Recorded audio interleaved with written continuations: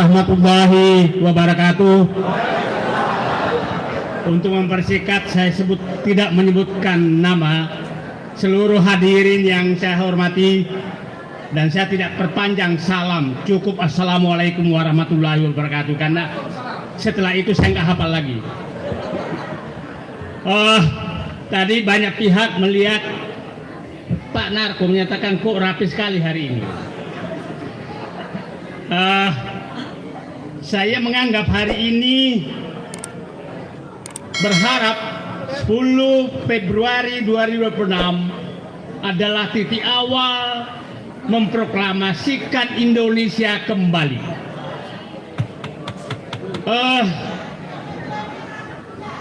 Saya mohon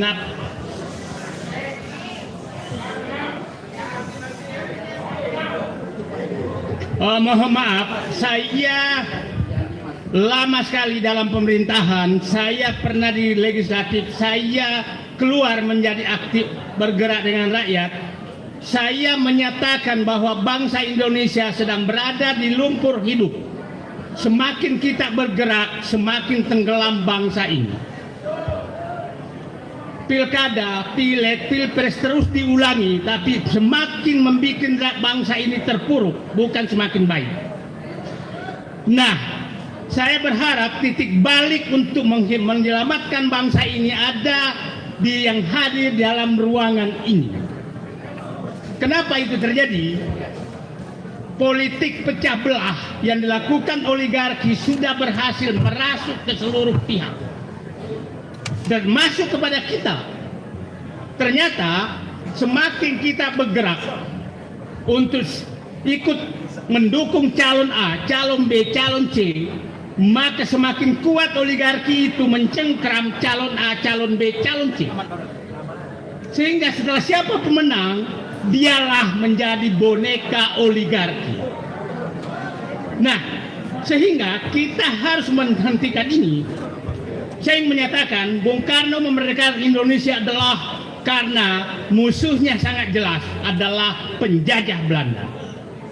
Pak Harto menyelamatkan bangsa ini, musuhnya sangat jelas adalah PKI. Sangat jelas musuhnya. Kita terlambat mengidentifikasi musuh setelah reformasi 98. Sehingga kita terjebak kepada skenario mereka. Ternyata musuh kita adalah oligarki. Oligarki.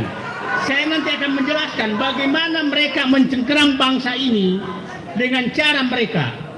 Saya tadi pagi menyatakan lingkaran setan kerjaan oligarki menenggelamkan Indonesia. Saya sangat menduga bahwa amandemen Undang-Undang Dasar 45 adalah pekerjaan oligarki. Dan mereka berhasil. Setelah itu, mereka membuat undang-undang partai politik.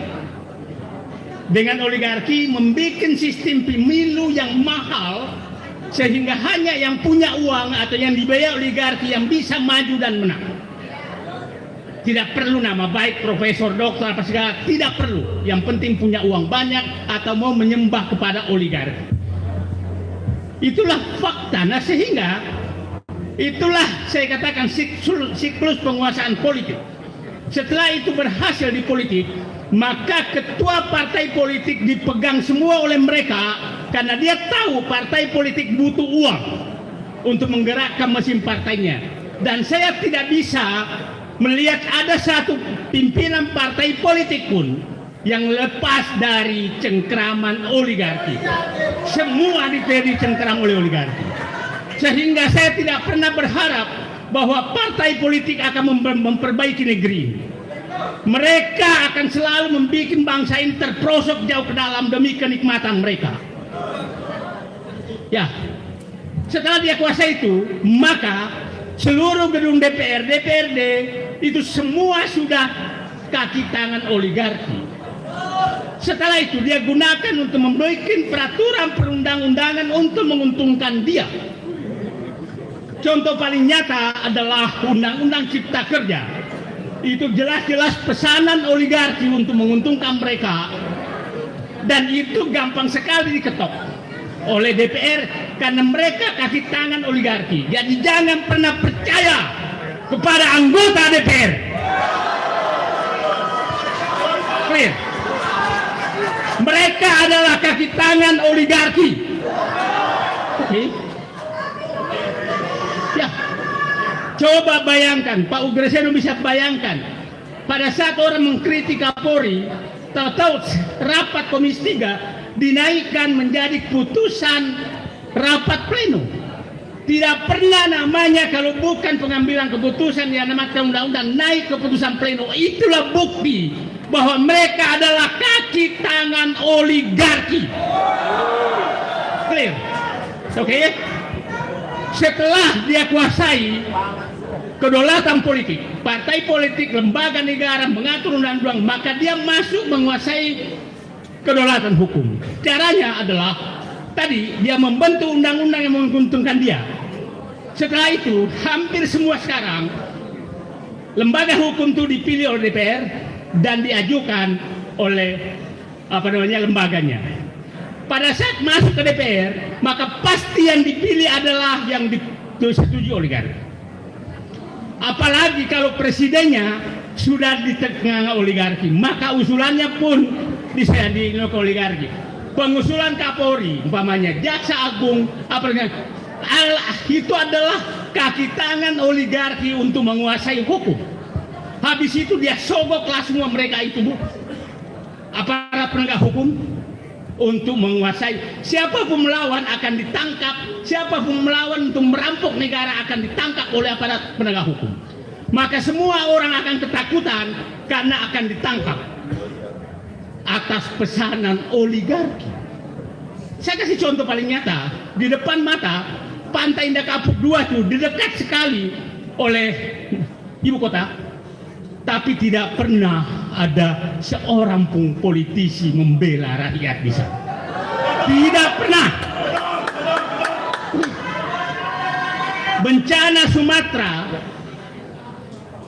Sumatera tidak ada partai politik pun berteriak membela rakyat. Karena yang membuat bencana Sumatera adalah oligarki. Ya, fakta. Rempang diserahkan ke Cina,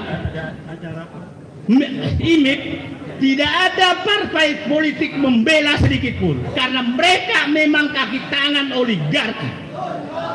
Penegak hukum memihak pada oligarki. Setelah dia kuasai dua, politik hukum, maka dia masuk ke ekonomi. Ekonomi dia kuasai betul karena dia membuat peraturan perundangan yang menguntungkan mereka. Oke, coba tambang diambil alih, sawit diambil alih, ekspor impor diambil alih, penyelundupan diambil alih, karena semua adalah menjadi kaki tangan mereka. Aparat bea cukai, aparat pajak, aparat penjaga keamanan, semua di tangan mereka. Jadi jangan pernah berharap perbaikan kalau kita tidak menghentikan penyebab bangsa ini hancur, yaitu oligarki. Clear? Oke?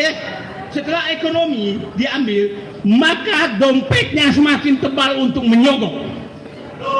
Datanglah pejabat-pejabat yang ditunjuk, yang penjual kedaulatan nyogok, maka dia disogok semua untuk menghancurkan bangsa ini.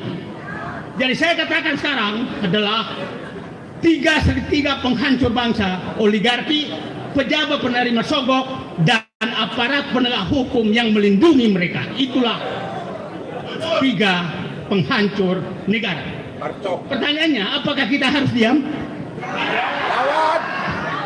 Sampai tadi pagi saya masih banyak yang membujuk saya membatalkan acara hari ini.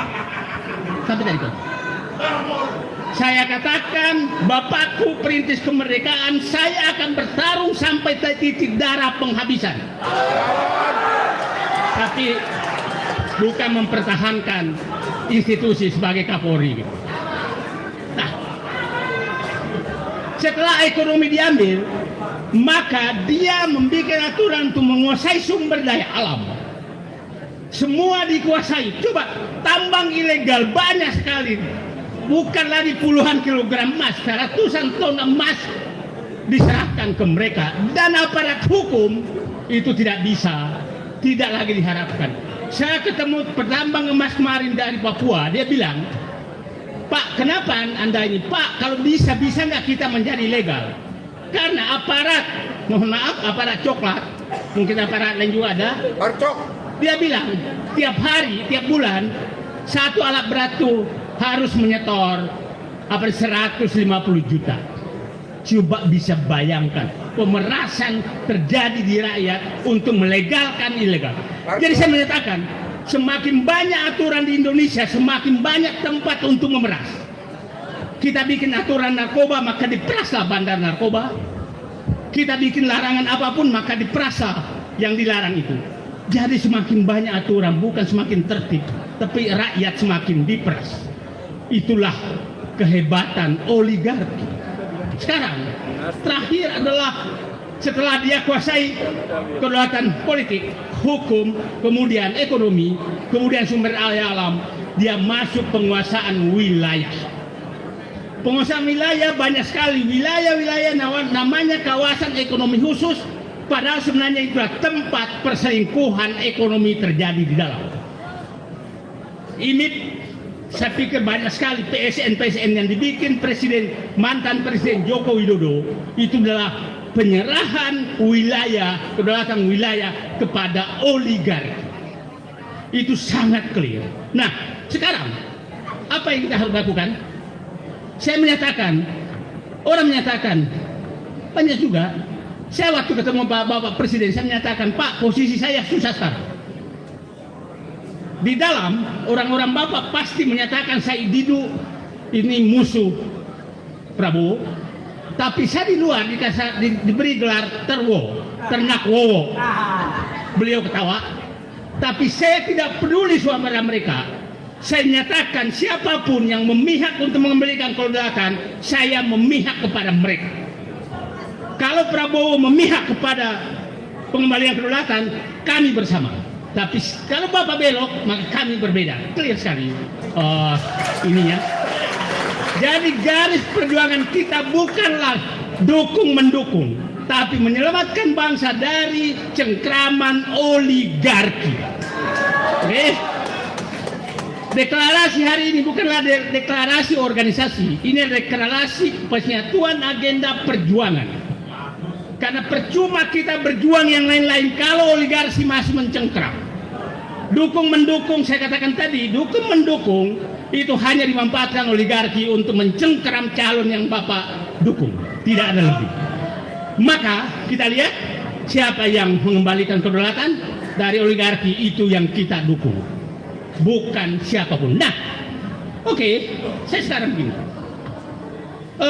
orang menyatakan, kenapa kita oposisi terus terhadap pihak yang menyerahkan oligarki?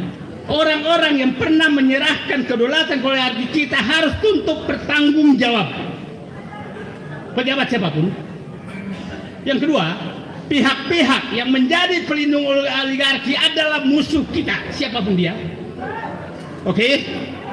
Pihak-pihak yang selama ini masih bercengkrama dengan oligarki adalah lawan kita. Itu clear batasannya sekarang. Saya berharap batasan kita berjuang adalah itu. Saya menyatakan, saya mengibaratkan Presiden Prabowo ini memang sudah diserahkan.